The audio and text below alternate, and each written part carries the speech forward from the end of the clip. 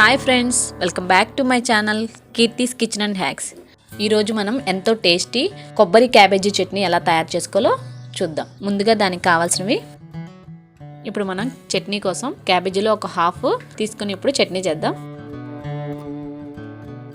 ఇప్పుడు మనం cabbage cut చేసుకుందాం. క్యాబేజీ తినడం వల్ల చాలా ప్రయోజనాలు ఉన్నాయి కదా ఫ్రెండ్స్.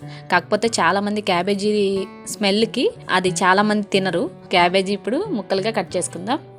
ముందుగా దీన్ని ఇలా వీడియోలో చూపిస్తున్న విధంగా చిన్న చిన్న ముక్కలుగా కట్ చేసుకోవాలి. మరి సన్నగా కట్ చేసుకోవాల్సిన అవసరం ఏం లేదు. మనం దీన్ని ఎలాగో ఫ్రై చేస్తాం కాబట్టి ఇలా కట్ చేసుకుంటే సరిపోతుంది. క్యాబేజీకి చాలా ఎరువు మందులు అవన్నీ కెమికల్స్ చాలా కొడతారు కాబట్టి దీన్ని క్లీన్ చేసుకోవడం చాలా ముఖ్యం ఫ్రెండ్స్. దీనికోసం ముందుగా ఒక గిన్నెలో వాటర్ పోసుకొని దీనిలో కొద్దిగా రాక్ సాల్ట్ వేసుకోవాలి. ఇప్పుడు ఈ క్యాబేజీ ముక్కలు ఇందులో వేసి ఒక 10 మినిట్స్ అలా వదిలేస్తే ఏమన్నా చిన్న చిన్న పురుగులు అలాంటివి ఏమైనా ఉంటే పోతాయి. ఈ లోపల మనం కొబ్బరి ముక్కలు కట్ చేసుకుందాం.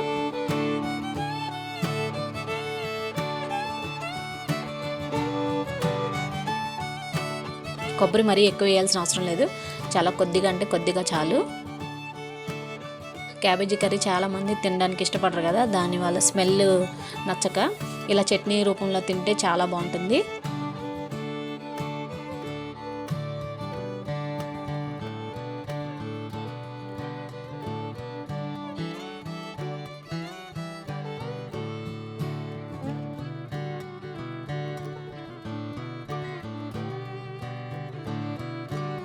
దీనికోసం ఇప్పుడు మనం స్టవ్ ఆన్ చేసుకుని ప్యాన్ పెట్టుకుని, పాన్ వేడైంది, 2 టేబుల్ స్పూన్లు ఆయిల్ వేసుకుని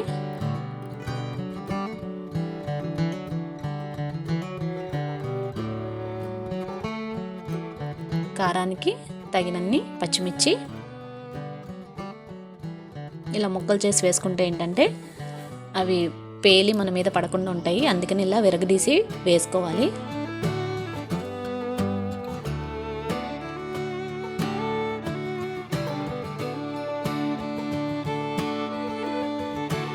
పచ్చిమిర్చి తుంపి వేసుకుంటే పచ్చిమిర్చి అనేది పగలదనమాట. ఒకసారి మన మొహం మీద అలా పడతా ఉంటాయి కాబట్టి ఇలా వేసుకుంటే పగలదు.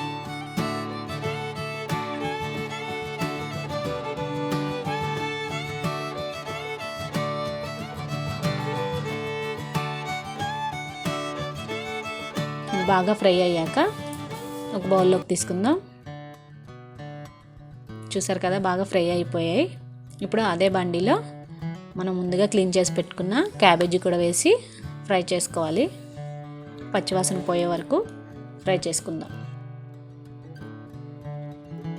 క్యాబేజీ తినడం వల్ల చాలా బెనిఫిట్స్ ఉన్నాయి కదా, కాకపోతే క్యాబేజీ తినడానికి చాలామంది ఇష్టపడరు.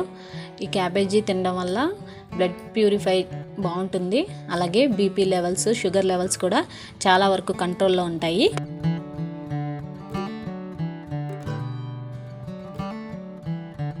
అలాగే టేస్ట్కి సరిపడా సాల్ట్,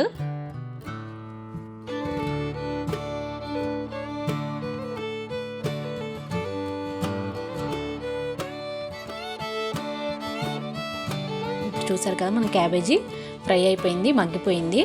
ఇప్పుడు దీన్ని కూడా స్టవ్ ఆఫ్ చేసుకొని ఒక బౌల్లోకి తీసుకుందాం.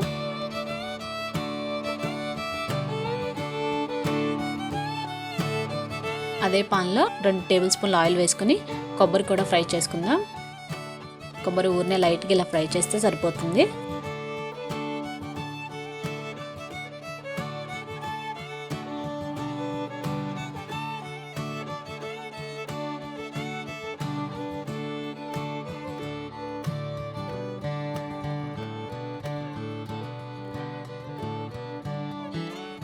ఇప్పుడు స్టవ్ ఆఫ్ చేసి ఒక పక్కన పెట్టుకుందాం.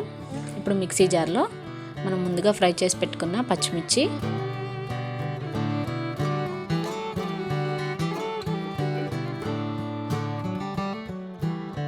టేస్ట్కి సరిపడా గల్లుప్పు, కొన్ని వెల్లుల్లి రెబ్బలు, అలాగే చిన్న నిమ్మకాయ అంతా చింతపండు, కొద్దిగా జీలకర్ర వేసి ముందుగా వీటిని ఒకసారి బరకగా గ్రైండ్ చేసుకోవాలి. చూసారు కదా, వీడియోలో చూపిస్తున్న విధంగా ఈ విధంగా బరకగా గ్రైండ్ చేసుకుంటే సరిపోతుంది. కొబ్బరి ముక్కలు ముందుగా మనం ఫ్రై చేసుకున్న క్యాబేజీని కూడా ఇందులో వేసి గ్రైండ్ చేసుకుందాం.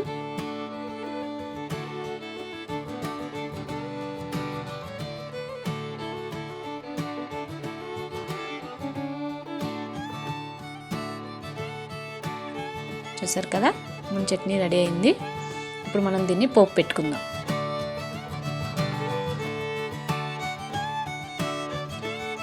స్టవ్ ఆన్ చేసుకుని ప్యాన్లో ఒక 4 టేబుల్ స్పూన్ల ఆయిల్ వేసుకుని, ఆయిల్ హీట్ అయ్యింది. ఇందులో మన పోపు దినుసులు జీలకర్ర, ఆవాలు, పచ్చిశనగపప్పు అలాగే మినప్పప్పు వేసి వేగాక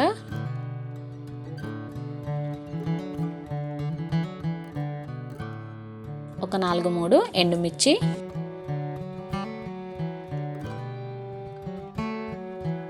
అలాగే కొద్దిగా పసుపు, కొద్దిగా కరివేపాకు వేసి ఫ్రై చేసుకుని చివరిగా కొద్దిగా ఇంగువ టేస్ట్ కోసం. మీకు ఇష్టం లేకపోతే దీన్ని స్కిప్ చేయొచ్చు. ఇంగువ వేస్తే మంచి టేస్ట్తో పాటు స్మెల్ కూడా చాలా బాగుంటుంది. ఇప్పుడు ఇందులో మనం మిక్సీ చేసిన చట్నీని ఇందులో వేసి కలపాలి.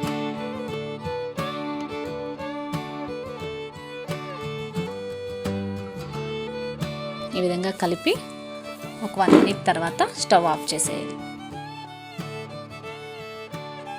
స్టవ్ ఆఫ్ చేసేద్దాం. రెడీ అయిపోయింది మన క్యాబేజీ చట్నీ. ఇప్పుడు దీన్ని ఒక సర్వింగ్ బౌల్లోకి సర్వ్ చేసుకుందాం. చూసారు కదా ఫ్రెండ్స్, ఎంతో టేస్టీ క్యాబేజీ కొబ్బరి చట్నీ రెడీ అయిపోయింది. ఇది ఇడ్లీ, దోశ అలాగే రైస్లో కూడా చాలా టేస్టీగా ఉంటుంది ఫ్రెండ్స్. మీరు కూడా ఒకసారి తప్పకుండా ట్రై చేసి ఈ రెసిపీ మీకు ఎలా వచ్చిందో నాకు కింద కామెంట్లో తెలియజేయడం అసలు మర్చిపోవద్దు. నా వీడియోస్ కనుక మీకు నచ్చినట్లయితే ప్లీజ్ సబ్స్క్రైబ్ మై ఛానల్. పక్కనే ఉన్న బెల్ ఐకాన్ని ప్రెస్ చేయడం అసలు మర్చిపోవద్దు. లైక్ చేయండి, షేర్ చేయండి, సబ్స్క్రైబ్ చేయండి. Please support me. Thank you friends. Bye bye.